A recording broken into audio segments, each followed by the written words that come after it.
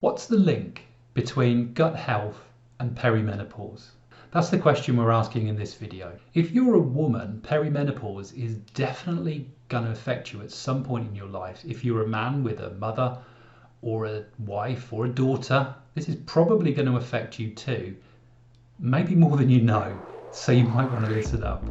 Health Explorer Neil Fellows here, and if you want to get healthy and fit and stay healthy and fit and do it in a way that's natural and unique, natural and unique to you, please subscribe and hit the bell to get notified of all of our latest interviews and reviews. In this video, we're looking at the link between gut health and perimenopause, and joining me is an expert on the topic, nutritionist Trish Tucker May.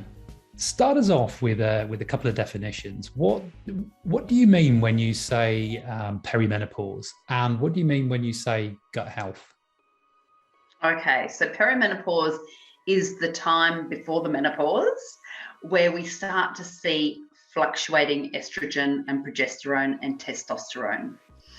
Now, perimenopause can last anywhere between 4 and 10 years before we have a complete dip in the estrogen and the progesterone, when the ovaries are no longer producing those sex hormones. So it's that period of time where we start to see that change, and that can come with a lot of unwanted symptoms. Now, gut health, well, as a gut specialist, the gut, we look at the digestive system, we look at everything from north to south, everything from the mouth, the esophagus, the stomach, the liver, the gallbladder, the pancreas, small intestine, large intestine, colon.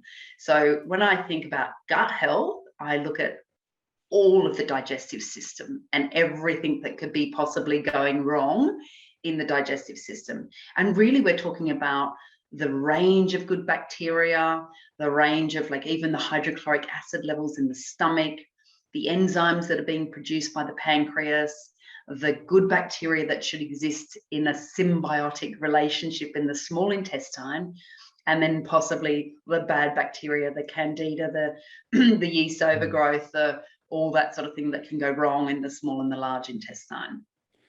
What are some of the perimenopause symptoms?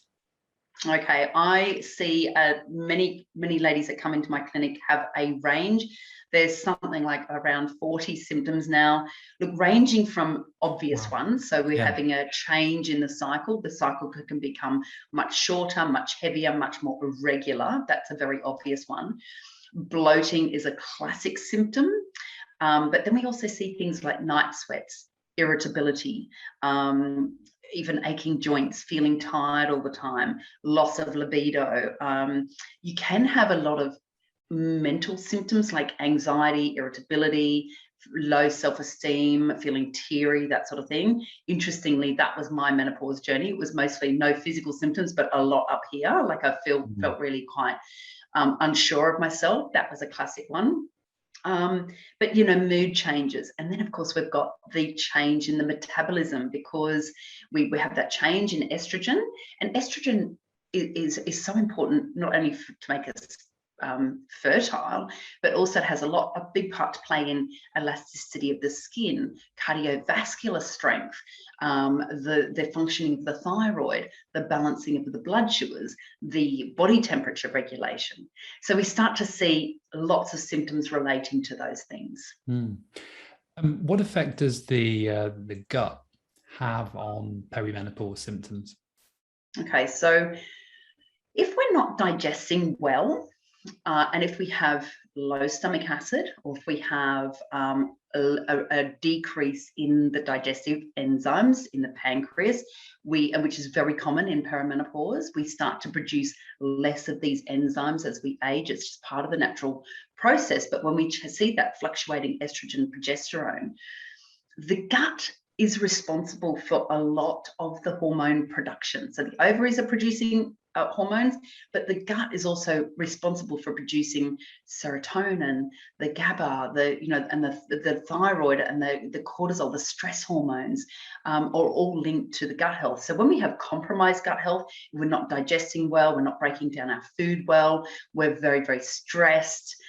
We have this knock-on effect on how well we're absorbing our nutrients and how well we're metabolizing our hormones. So you've got to make these hormones, and you've got to use them for whatever bodily function. They're chemical messengers that that support body temperature and hair growth and nail growth and libido and all these things. So we've got to make the hormones, we've got to use them up, and then we've got to metabolize them. So we've got to get them out of the body. So we have this connection between the main route of elimination being the lymphatic system, the liver, the gallbladder, the small intestine, the large intestine, and the detox pathways. So how the function of the liver is, and how well we're metabolizing our hormones. So what I see a lot in clinic is we have maybe an estrogen dominance, where we have we may be gaining weight around the middle, feeling really tired, having achy joints, but also having really unwanted estrogen dominant symptoms like facial hair, acne, hair falling out, hair thinning, that sort of thing. And this is an indication that the detox pathways, which particularly involves the liver, is compromised in some way. So, if we focus on supporting the gut, then we focus on metabolizing the hormones, getting them out of the body, and we're able to do that more efficiently. And what can we do to ease those symptoms? And like foods we can eat, things we can do. What actually really help? Okay, so general tips that go hand in hand with balancing the hormones and supporting the liver.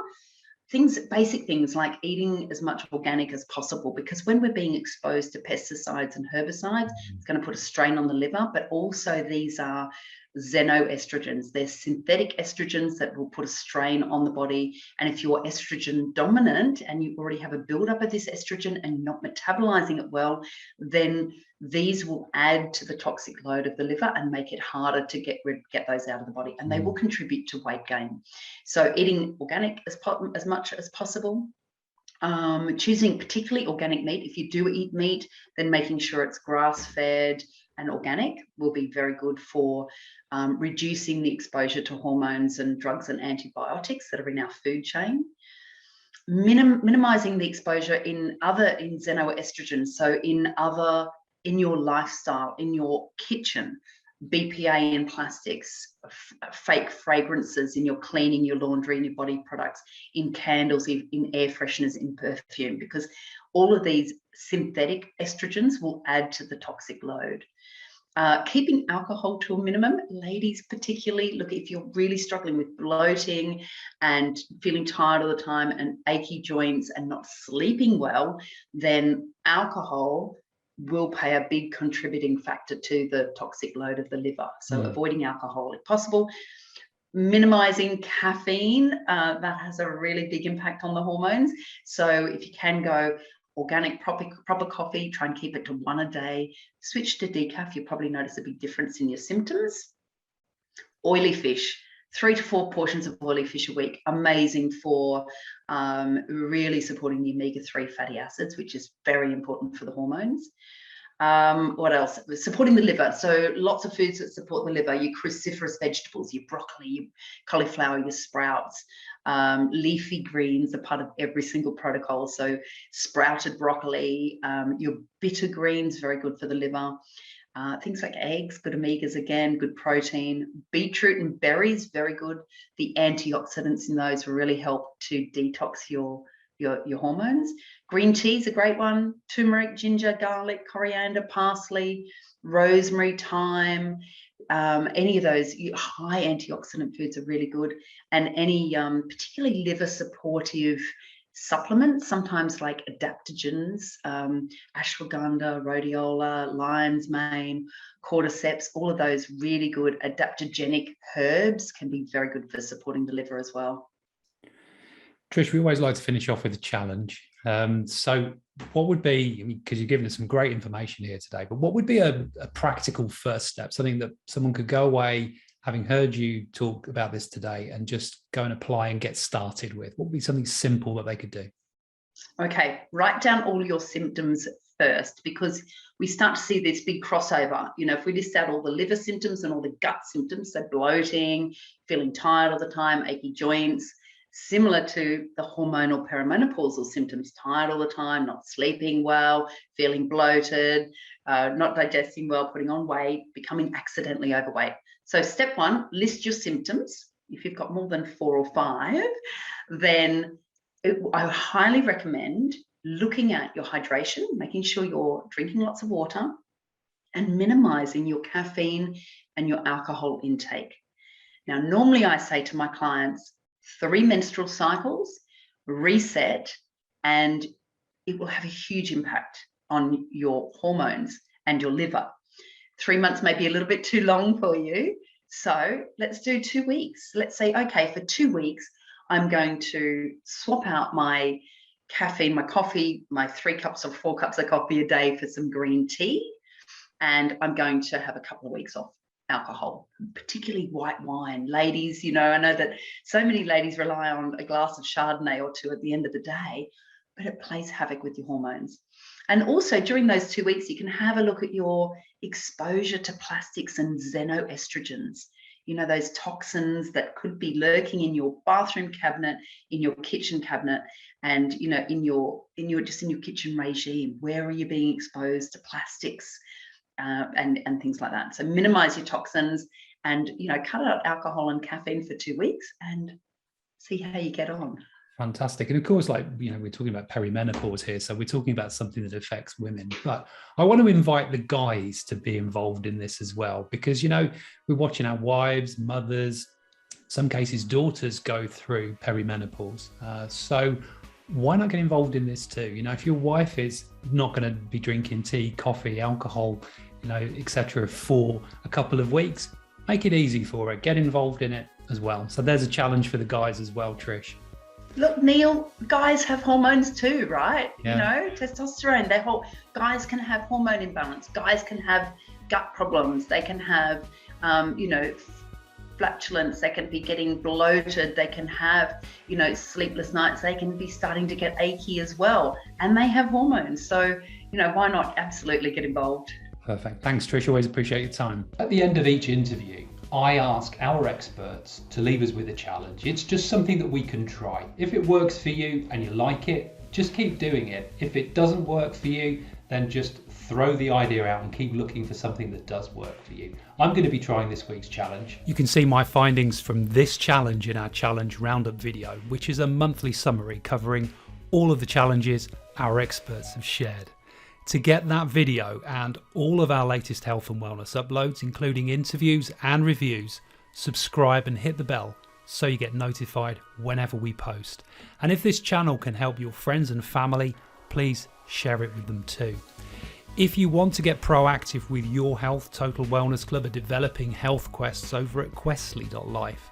Join while we're developing the site and get access to health quests that immediately personalise your health. You'll get to identify which of 10 critical health categories need your attention. You'll be able to track your progress and you'll be able to help us develop the platform too.